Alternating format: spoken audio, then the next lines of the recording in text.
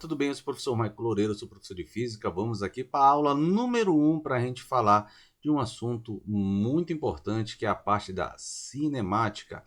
Lembrando que a cinemática para a gente, ela passa a ser o estudo da física, aonde a gente vai se preocupar com o estudo do movimento e suas características. Nesse caso, a gente vai se preocupar em classificar o movimento com aceleração e sem aceleração. Então, para começar, um primeiro conceito claro de cinemática é a ideia de movimento ou repouso. Então, vamos colocar aqui, ó, movimento ou repouso. Bom, para a gente aqui, de uma maneira bem simples e direta, gente, vamos pensar numa coisa. Vamos imaginar que eu tenho, por um exemplo, aqui um local. Vamos fazer aqui assim, tá? Supondo que eu tenho aqui uma árvore, certo?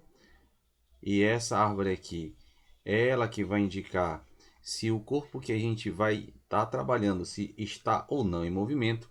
E aí eu tenho aqui um carrinho super estiloso que vai ser o nosso objeto de estudo. Bom, nesse caso, olha só o nosso carrinho aqui, tá? É o nosso Batmóvel. Bom, o que acontece? Entre o Batmóvel e a nossa árvore haverá justamente aqui um espaço, uma distância. Então vou colocar como S aqui, tá? De espaço em inglês space, tudo bem? Onde eu tenho esse distanciamento entre eles. Se a gente considerar que o nosso carrinho é objeto de estudo e a árvore vai ser o nosso referencial, vamos colocar aqui,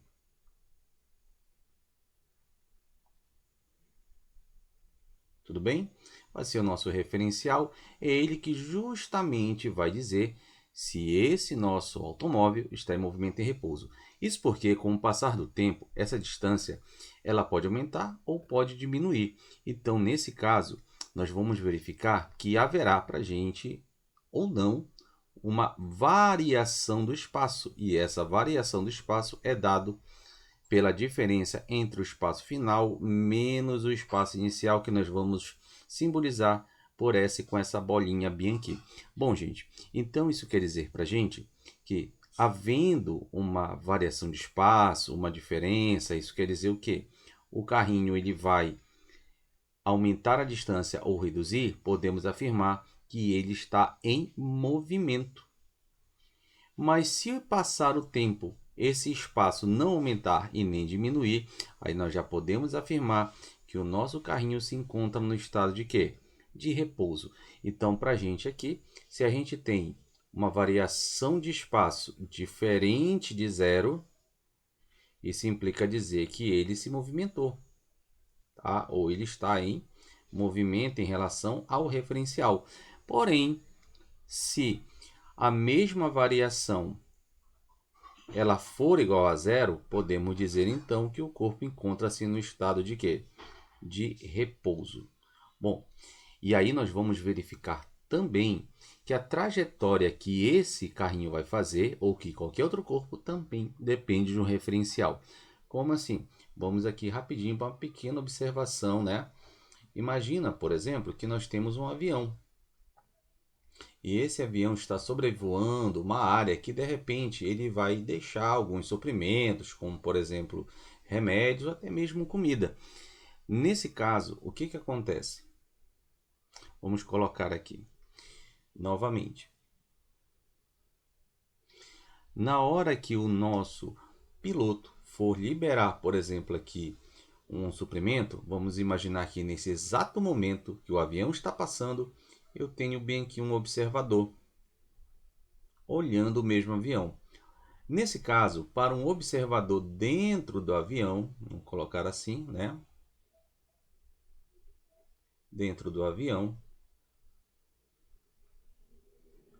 Quando ele soltar esse suprimento, para ele, esse carregamento vai cair em linha reta ou vertical e para baixo.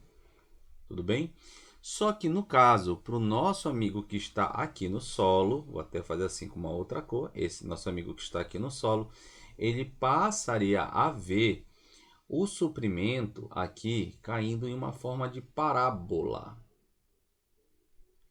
Então isso indica para a gente que essa trajetória também depende de quem? A trajetória depende também de um referencial. Bom, e indo um pouquinho mais à frente, voltando aqui, lembrando que o nosso carrinho, já que vai percorrer um certo espaço, na nossa próxima aula, nós vamos começar a verificar uma outra grandeza aqui, que vai ser o da velocidade média. E essa velocidade média, vamos colocar aqui, que a gente vai simbolizar por V minúsculo m, ele vai ser dado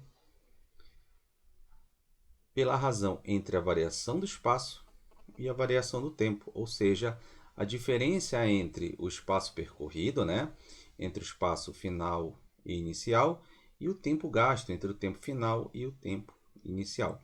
Lembrando que nós temos as unidades a serem trabalhadas aqui. Por exemplo, a unidade de velocidade no Sistema Internacional de Medidas, ou no SI, o valor dessa unidade tem que ser em metros por segundo. Isso quer dizer que o espaço tem que estar em metros e o tempo em segundos. Porém, de maneira usual para a gente aqui no Brasil, tá? Vamos colocar assim. Nós vamos ter que a unidade de velocidade passa a ser o quilômetro por hora. Mas aí, claro, a gente pode fazer uma pequena conversão de unidade. Como? Se eu tenho a unidade em quilômetros por hora e preciso passar para metro por segundo, a gente vai fazer uma jogadinha aqui simples. Daqui para cá, a gente divide pelo fator de 3,6. Ou seja, se a sua velocidade está na unidade km por hora e você quer saber quanto ela vale em metros por segundo, basta pegar o valor que você tem e dividir por 3,6. O caminho inverso é o inverso da divisão, ou seja, a multiplicação pelo mesmo fator. Tudo bem? Bom, se você gostou dessa aula, se prepare para a aula número 2, que a gente vai justamente classificar agora o primeiro movimento, que passa a ser o movimento uniforme. Eu sou o professor Michael Loureiro e te aguardo aqui na aula número 2.